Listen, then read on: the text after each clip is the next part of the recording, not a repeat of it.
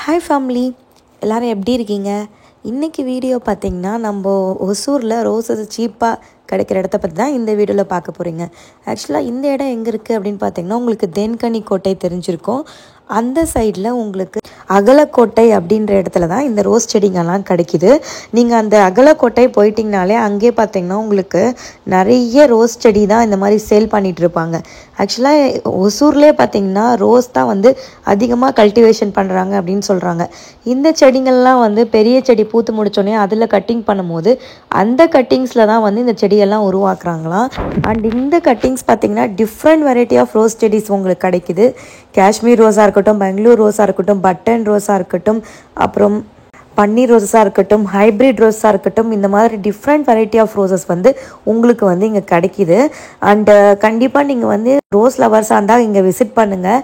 உங்களுக்கு வந்து ப்ரைஸுமே கம்மியாக இருக்குது. ரோஸோட ஸ்டார்டிங் ப்ரைஸ் பார்த்திங்கன்னா உங்களுக்கு வந்து 10 rupeesலேருந்து இங்கே கிடைக்கிது. அதாவது வந்து பாட் இல்லாத ரோஸ் செடிங்கெல்லாம் பார்த்தீங்கன்னா 10 rupees பேக்லேயே விற்கிறாங்க. இப்போ நான் காட்டுறது எல்லாமே உங்களுக்கு 10 rupees தான். நம்ம கார்டனில் வச்சுருக்க ரோஸ் செடிங்க எல்லாமே இங்கே வாங்கிட்டு வந்து வச்சது தான். நீங்கள் அங்கேயே போனீங்கன்னா உங்களுக்கு கலர்ஸ் பார்த்து நீங்கள் செலக்ட் பண்ணி எடுத்துக்கலாம். அண்ட் பாட்டில் இருக்கிறது எல்லாமே 30 rupees. இங்கே தான் வந்து பார்த்தீங்கன்னா நர்சரி வச்சுருக்கவங்க எல்லாருமே வந்து பர்ச்சேஸ் பண்ணுறாங்க. இன்னும் அரௌண்ட் ஒசூர் இல்லாமல் அவுட் சைடு ஒசூருமே வந்து பர்ச்சேஸ் பண்ணுறாங்க. ஸோ உங்களுக்கு வந்து பெனிஃபிட்டாகவே இருக்கும். அண்ட் ரோஸ் செடி வாங்குறதோட வந்து நீங்கள் மெயின்டைன் பண்ணுறது தான் ரொம்ப இம்பார்ட்டண்ட்.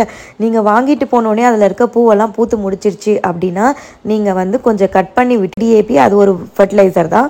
அது வந்து நீங்கள் 15 days ஒன்ஸ் வந்து ஒரு 1/2 ஸ்பூன் வந்து மண்ணை தோண்டிட்டு ஜாடியில் போட்டுட்டு கொஞ்சம் தண்ணி ஊற்றி விட்டுட்டிங்கன்னா பூவெல்லாம் வந்து உங்களுக்கு நல்லா பூத்துட்டே இருக்கும்.